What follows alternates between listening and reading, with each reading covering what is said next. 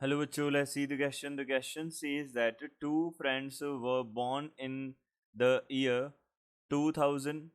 What is the probability that they have the same birthday? Okay. तो यहाँ से हमको बोला है दो फ्रेंड्स हैं, उनका जो ईयर है बॉर्न होने का, यानी कि उनका उनके जो जन्म का ईयर है, ओके, वो क्या है हमारे पास 2000 में हुए हैं वो दोनों के दोनों एक साथ. What is the probability that they have the same birthday?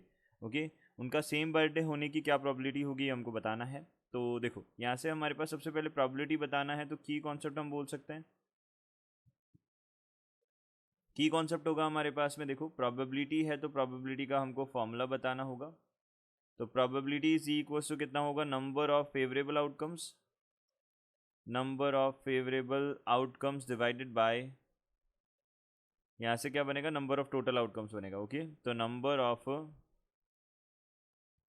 Total outcomes हमारे पास में क्या बनेगा, प्रोबेबिलिटी का फॉर्मूला होगा. ओके, अब देखिए यहाँ से हमको क्या बोला है, दोनों के दोनों सेम ईयर में अगर पैदा हुए हैं तो हमें पता है कि 2000 ईयर जो है, 2000 वाला ईयर जो है वो लीप ईयर था. ओके, तो हम यहाँ से बोल सकते हैं, यहाँ से 2000 ईयर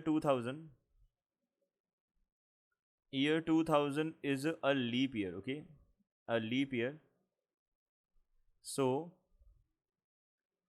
देर आर 366 days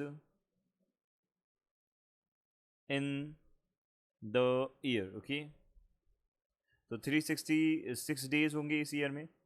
अब सपोज हमने क्या किया, एक रैंडमली एक हमने कोई भी डे अज्यूम किया कि उस डे को एक फ्रेंड का बर्थडे है, तो हम बोल सकते हैं कि दूसरे फ्रेंड के पास जो पॉसिबिलिटीज़ होंगी वो क्या होंगी, 366 में से कोई सा भी डे के दिन उसका क्या हो सकता है, बर्थडे हो सकता है.